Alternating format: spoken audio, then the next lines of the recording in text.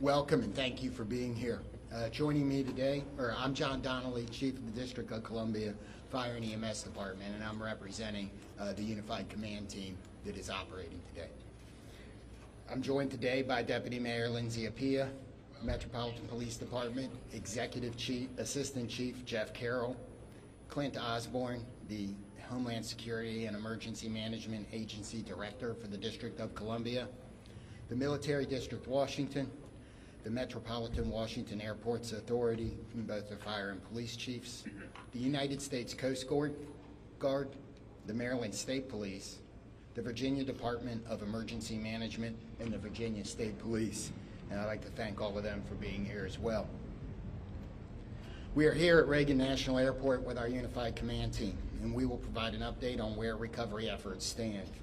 We'll also give more information about the cadence of updates from Unified Command going forward. I'm joined today by Terry Lyric from the Metropolitan Washington Airports Authority and the other members of the Unified Command Team.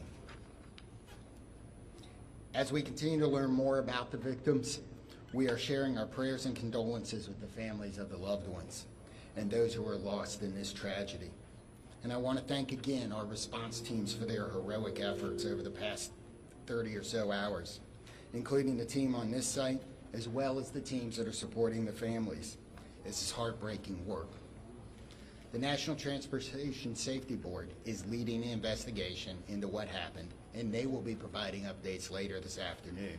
We will not be talking about the investigation in this conference. So Terry Lyric from the Metropolitan Washington Airports Authority will now provide an update on airport operations, and then I will update you on the activities since our last briefing and the activities over the next operational period. Thank you, Chief. Again, my name is Terry Lyric. I'm the Vice President Airport Manager of Reagan National Airport. Just kind of wanted to give an update on where we stand. As we know, the airport is open and operating. We are in a reduced capacity and a reduced arrival rate due to the proximity of the recovery site. We do have 2 of our 3 runways that are closed. So as always, we do want to encourage passengers to reach out to their airlines for any potential flight delays.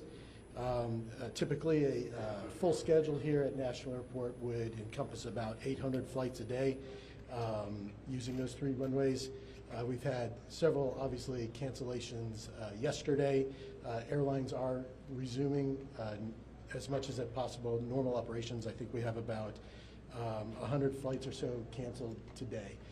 I do want to just recognize a lot of the airport teams who work behind the scenes, and we are here to support and coordinate with the ongoing recovery efforts, as well as working with NTSB in their investigation.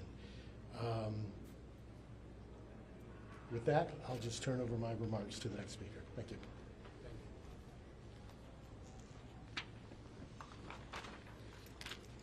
So, overnight, our teams continued search operations and surface work, including side sonar scanning, shoreline searches, and aerial searches. Also, 2 Coast Guard cutters have arrived on station, and you may be able to see them out there on the water. Other efforts off-site included the NTSB, American and PAL Airlines, and district officials meeting with families at the Family Assistance Center and providing the support that they need to get through this horrible event. We have recovered 41 sets of remains, and 28 of those victims have been positively identified. And as of 6 a.m. this morning, next of kin notifications have been made to 18 families. Going forward with our recovery operations, search teams will continue to work the site. We'll do side sonar scanning, searching the shoreline, and aerial operations. Our dive teams are working in targeted areas, and additional Coast Guard assets will arrive this afternoon. The salvage crews have begun to arrive on the scene, and they're assessing the work that's going to be needed to recover the aircraft from the water. We expect those operations to begin no later than tomorrow afternoon. The teams are also working the shoreline down the river, as we do expect some debris to be dragged by the current, And if members of the public believe they have information or have discovered potential wreckage, we're asking you not to touch it and to call 911, and we will send somebody out to get it. Supporting the response team. This has been a tough response for a lot of our people. We've had over 300 responders operating at one time, and I think we've got about 500 people that have worked through the site. So the Unified Command has activated peer support for its first responders to make sure that everybody has somebody that can help us get through this. And the outpouring of support, people like the World Central Kitchens relief team and many of the local restaurants here at the airport have supported the people working, making sure they have food so they don't have to stop. And I want to thank the rest of the community for their outpouring of support and the messages that they have given to the firefighters, police officers, military officials, and everybody else that's working. If you want to help, the Greater Washington Community Foundation has a relief fund. You can donate at the link above. We also, be careful, avoid your fundraising scams, only trust verified sources, and ways you can help is to amplify that message using trusted sources on social media. Exercise patience through the transition as this impacts the region. Things like the delays at the airport, people are going to need your grace. Yeah, I know we've got a lot of vehicles around. We've got some areas closed that are normally open to the public around the river, and we need your patience in that. Check in on your friends and neighbors, and if you're feeling anything about this event, please call the crisis hotline, talk to a medical professional, and you can use 988 on your phone. What have we got here? Is that the last one? So with that, we're going to be able to take a few questions. I'm going to start over here, and we'll work our way across. 1, 2, 3. Yes, sir. Hi, this is Campbell Roberts from the New York Times. Can you talk about the FAA's decision to restrict helicopter flights in and around National Airport? So the question is, can anybody talk about the FAA's decision to restrict flights in and around National Airport? I don't believe we have any. So that's probably beyond the scope of this interview. You'll have the NTSB later, and that's something I might ask them. Yes, sir. Chief Skylar Hubbard with CBS News. Given the time that has passed, can you describe the conditions right now as it relates to the recovery process and whether you all think that y'all will be able to recover more bodies? Okay, the question was, given the time that has passed and the conditions outside, do we believe we're going to be able to recover more bodies? And there's a lot of challenges with that. So I'm going to answer that one. I'm going to say that, yes, we expect to recover all of the bodies. We have that's why our teams are still working. We're going to have to work with the salvage company to do some of that work. Yes, sir.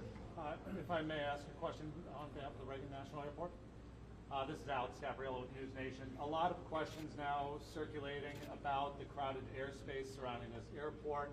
Also reports about other close calls, including 24 hours before the fatal accident. We've seen the FAA take the position of restricting the airspace, specifically Route 1 and 4 for choppers in this area. What is the airport's position about potentially toning down some of the air traffic around this airport, and should this have been done sooner, specifically the restrictions on the airspace for choppers on Route 1 and 4? Yeah, sure. The question was regarding air traffic, helicopter routes up and down the Potomac, right? That is an FAA responsibility. The airspace is controlled by the FAA.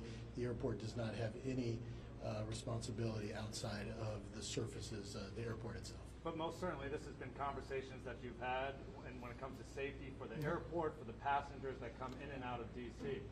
Absolutely. The FAA does regulate the airport, and we follow all FAA safety regulations. Again, all I can say is the FAA is responsible for the airspace. And very briefly, a question for the chief. Sir, how long do you expect it to take for the salvage to be removed from the river to recover the bodies and do everything that's necessary to bring closure for these families? So we're working as fast as we can. I'm not going to be able to give a timeline on that as there's a lot of unknowns. But we hope that we have we have more salvage equipment here tomorrow, and that operation can begin then. So next three questions. 1, 2, 3. Chief Perry Russell, ABC News. How is weather affecting recovery efforts? Rain today, rain forecast later. What are the elements inside the river? How has all of this affected recovery? So the question is, how does the weather affect the recovery operation? In my view, it may slow it down slightly, but all of the units out here, all of the people work year-round in all conditions. We're going to be careful. We're going to make sure we don't hurt anybody else, but the weather we've seen so far is weather we can work in. If that were to change, that would affect it, but we haven't seen that. I mean, one question at a time.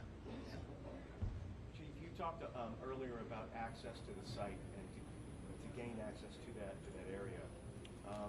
We don't think that ice was a real problem that day, but the John Glenn has been out of service for some time. Do you have an update on when that vessel can be put back in service? The question is access to the site, and the John Glenn is the fireboat for the District of Columbia. So what I referred to on access to the site is things like Gravelly Point being closed and that being lost as a local recreation area while we're working. There was some ice on the river. We made good access to the site with everybody else. The John Glenn, as has been reported, is one of the district's fireboats. It is not the primary asset for this type of operation, and while it's in the shop, it didn't affect anything, and we hope to have it back by this summer. Yes, sir. Mr. Lyric, I have a follow-up question about the runway closures. Grady Trimble with Fox. So you said 2 of 3 are closed because of their proximity to the crash site. Yeah. Can you explain why they remain closed? Sure, absolutely. So the question is, why are 2 of the 3 runways here at National Airport closed? So if you're familiar with the runway configurations here, we have a main north-south runway, and we have 2 what we call crosswind runways. The 2 crosswind runways, if aircraft were to take off or land over the aircraft recovery site that is out there right now, those would be impactful to the operation. So we've elected to keep those runways closed. And to follow up, how long do you expect that to remain the case? And are you saying that if there are still recovery teams in the Potomac, then there's no chance that these 2 runways are going to open, and how does that impact? Yep, sure. So the question is asking how long we anticipate those runways to be closed. That's a dynamic situation. We've worked with the FAA. I think what we've communicated is we anticipate, our expectation is a week. However, we'll reassess on Monday, and as the recovery efforts go, it's a fluid situation, obviously. Yep. Okay, Paul here and there. Chief, by talking salvage, can you confirm that you're not going to be able to recover the remaining bodies until you're able to get the fuselage off the floor of the river and onto a barge? And then my follow-up to that is, are you making an effort today to get into the helicopter to recover those 2 bodies?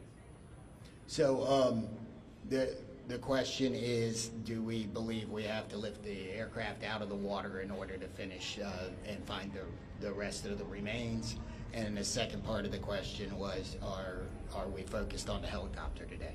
And the answer to the first question is yes. I believe for us to recover the rest of the remains that we are going to need to get the fuselage out of the water. The second part of the question is yes, a lot of our operations, not all of them, but a lot of our operations today are focused on the helicopter. Yes, ma'am. Yeah, this question is for Mr. Lyric. I'm about Fox 5 BC. Can you confirm sufficient staffing moving forward in the tower? I don't know if that's in your scope or if that's...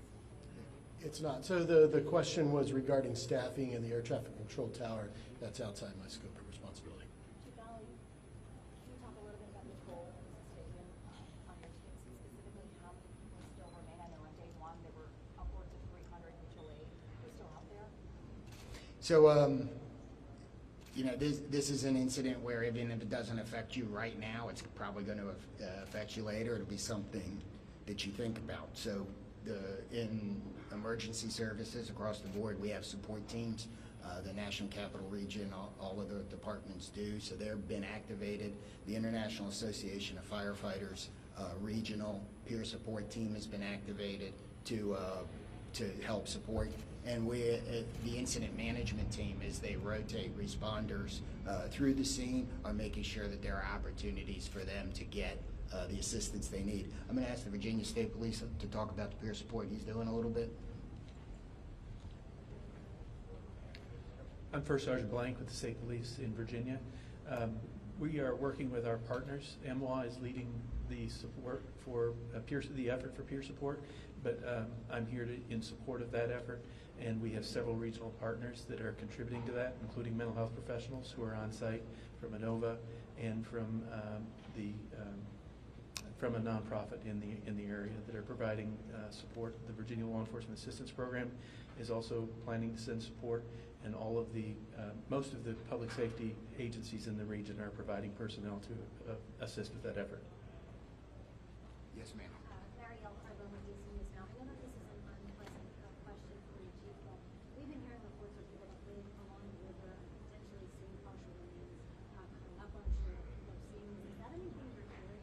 Or is that why you're keeping people away from some of these shore communities? So we're not keeping anybody away from the shoreline for any of those reasons. If we've closed off an area like Gravelly Point here, it's because we have emergency access vehicles coming in and out, and we need the access to the river.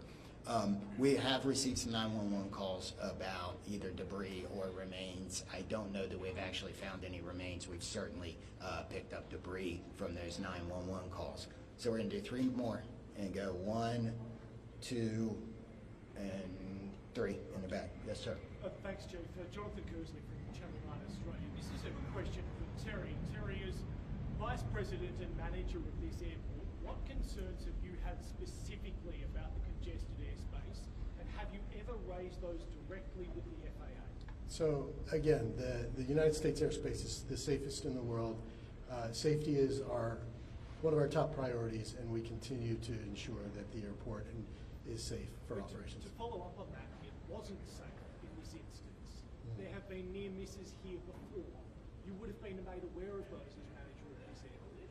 Have you raised concerns with the FAA about the congested airspace around Washington's airport? Yeah, I can say again, we work with the FAA, we're regulated by the FAA, we comply with all FAA safety regulations. But that doesn't answer the question. Yes, sir. Can you talk about how much debris has been removed to Hangar 7? And at some point, will that operation be transitioned to a private company, the NTSB? Will hire, or will you guys actually put all the debris in the hangar? So that's an investigation question appropriate for NTSB this afternoon. We'll take 2 more. Yes, sir. Tom Rasmussen, Channel 7. I had a question for Terry as well.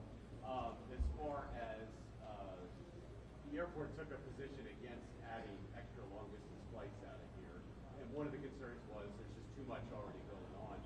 Do you maintain those concerns because they're supposed to start in the next few months? Are you concerned about safety as those extra flights start? Yep, thanks, Tom. So the question was regarding the additional slots to DCA. As you know, the slots are federally controlled, federally mandated, and we have to follow federal regulations. Are you still concerned about them? I mean, the airport authority was concerned at the time. Yes. Again, we have to follow the federal regulations on the slot controls. So, yes. That's it. Hi, Jim Spellman, Yeah. CGTN. Here, one more question for you. You're talking about the FAA, Congress, federally mandated, et cetera. Where does the buck stop with this accident and ensuring that the next flight to take off from this runway is safe? So again, the question is really directed to the FAA and Congress, I believe. Yeah. Yeah, One last question is right here. You have 41 victims recovered. Are you confident in the location of the others? Where are they? Are you confident that you know where they are? So I think we know where they are. We won't know until we're done. I mean, we're going to continue the search operation, but we've searched a large portion of this river, and we are right there. So, I didn't read. So the question. Let me answer the question again, or let me restate the question. Sorry. The question was, are we confident we know where the other remains are, and that it couples with the question about removing the aircraft.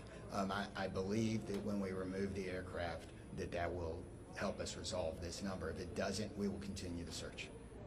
Okay. That's the process. You take the salvage, the fuselage out. You're going to put it on just reiterate that process, what that looks like. Removing it, putting it on a barge. Is that right?